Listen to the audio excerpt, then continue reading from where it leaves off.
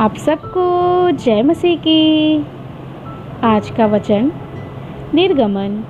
अध्याय 39। फिर उन्होंने नीले, बैंगनी और लाल रंग के काढ़े हुए कपड़े पवित्र स्थान की सेवा के लिए और हारून के लिए भी पवित्र वस्त्र बनाए, जिस प्रकार यहोवा ने मूसा को आज्ञा दी थी। उसने एपोद को सोने और नीले, बैंगनी और लाल रंग के कपड़े का और सूक्ष्म बटी हुई सनी के कपड़े का बनाया, और उन्होंने सोना पीट पीट कर उसके पत्तर बनाए। फिर पत्तरों को काट काट कर तार बनाए और तारों को नीले, बैंगनी और लाल रंग के कपड़े में और सूक्ष्म सनी के कपड़े में कढ़ाई की बनावट से मिला दिया। एपोद के जोड़ने को उन्होंने उसके कंधों पर के बंधन बनाए और अपने दोनों सिरों से जोड़ा गया, और उसे कसने के लिए जो काढ़ा हुआ पटुका उस पर बना वह उसके साथ बिना जोड़ का और उसी की बनावट के अनुसार, अर्थात सोने और नीले, बैंगनी और लाल रंग के कपड़े का और सूक्ष्म बटी हुई सनी के कपड़े का बना, जिस प्रकार यहोवा ने मूसा को आज्ञा दी थी।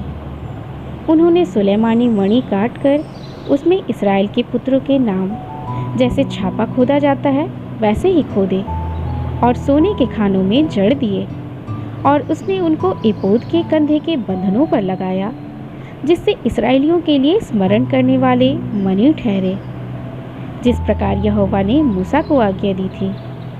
उसने चपरास को एपोद के समान सोने की और नीले, बैंगनी और लाल रंग के कपड़े की और सूक्ष्म बटी हुई सनी के कपड़े में बेल बूटे का काम किया हुआ बनाया। चपरास चौकोर बनी और उन्होंने उसको दोहरा बनाया, और वह दोहरा होकर एक बित्ता लंबा और एक बित्ता चौड़ा बना, और उन्होंने उसमें 4 पंक्तियां में मणि जड़े। पहली पंक्ति में माणिक्य, पद्मराग और लालड़ी जड़े, और दूसरी पंक्ति में मरकत, नीलमणि और हीरा, और तीसरी पंक्ति में लशम, सूर्यकांत और नीलम,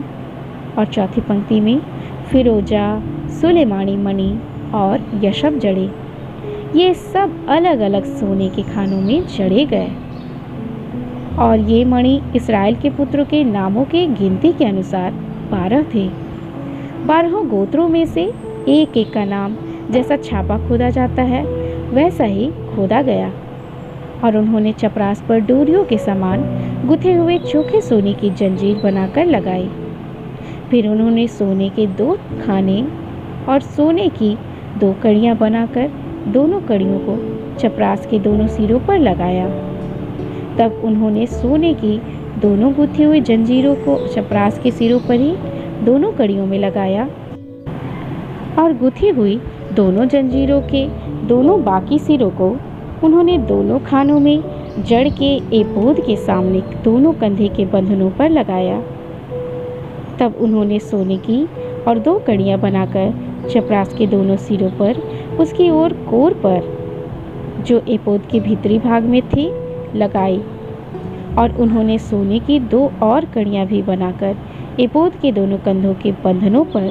नीचे से उसके सामने और जोड़ के पास एपोद के काढ़े हुए पटुके के ऊपर लगाई।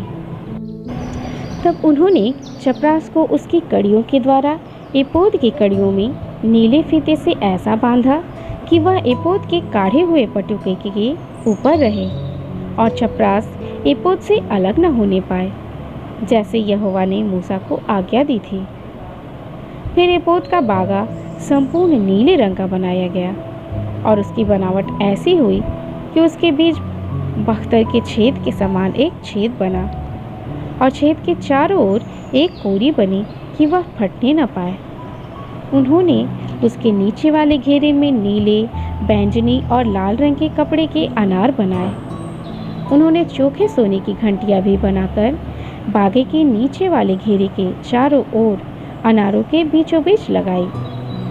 अर्थात बागे के नीचे वाले घेरे में चारों ओर एक सोने की घंटी और एक अनार,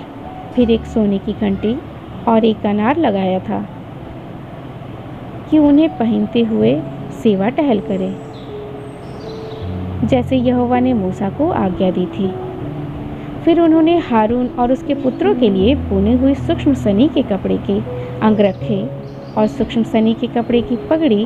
और सूक्ष्म सनी के कपड़े की सुंदर टोपियाँ और सूक्ष्म बटी हुई सनी के कपड़े की जांघिया और सूक्ष्म बटी हुई सनी के कपड़े की और नीली, बैंगनी और लाल रंग की कढ़ाई का काम की हुई पगड़ी, इन सबों को जिस तरह यहोवा ने मूसा को आज्ञा दी थी वैसा ही बनाया। फिर उन्होंने पवित्र मुकुट को पटरी चोखे सोने की बनाई और जैसे छापे में वैसे ही उसमें ये अक्षर खोदे गए, अर्थात यहोवा के लिए पवित्र है। और उन्होंने उसमें नीला फीता लगाया जिससे वह ऊपर पगड़ी पर रहे, जिस तरह यहोवा ने मूसा को आज्ञा दी थी। इस प्रकार मिलाप वाले तंबू के निवास का सब काम समाप्त हुआ और जिस जिस काम का आज्ञा यहोवा ने मूसा को दी थी इस्राएलियों ने उसी के अनुसार किया। तब वे निवास को मूसा के पास ले गए, अर्थात घुंडियाँ, तख्ते, बेड़े, खंभे, कुर्सियाँ आदि सारे सामान समेत तंबू और लाल रंग से रंगे हुए मेढ़ों की खालों का ओढ़ना और सुइसों की खोली का ओढ़ना और बीच का पर्दा, डंडों सहित साक्षी पत्र का संदूक और प्रायश्चित का ढकना, सारे सामान समेत मेज और भेंट की रोटी, सारे सामान सहित दीवट और उसकी सजावट के दीपक और उजियाला देने के लिए तेल, सोने की वेदी और अभिषेक का तेल और सुगंध धूप और तंबू के द्वार पर पर्दा, पीतल की झंझरी, डंडों और सारे सामान समेत पवित्र की वेदी और डंडों और सारे सामान समेत पीतल की वेदी और पाए समेत हौदी, खंभों और कुर्सियों समेत आंगन के पर्दे और आंगन के द्वार का पर्दा और डोरियाँ और खूंटे और मिलाप वाले तंबू के निवास की सेवा का सारा सामान, पवित्र स्थान में सेवा टहल करने के लिए बेलबूटा काढ़े हुए वस्त्र और हारून याजक के पवित्र वस्त्र और उसके पुत्रों के वस्त्र जिन्हें पहनकर उन्हें याजक का काम करना था, अर्थात जो जो आज्ञा यहोवा ने मूसा को दी थी उन्हीं के अनुसार इस्राएलियों ने सब काम किया। तब मूसा ने सारे काम का निरीक्षण करके देखा कि उन्होंने यहोवा की आज्ञा के अनुसार सब कुछ किया है और मूसा ने उनको आशीर्वाद दिया।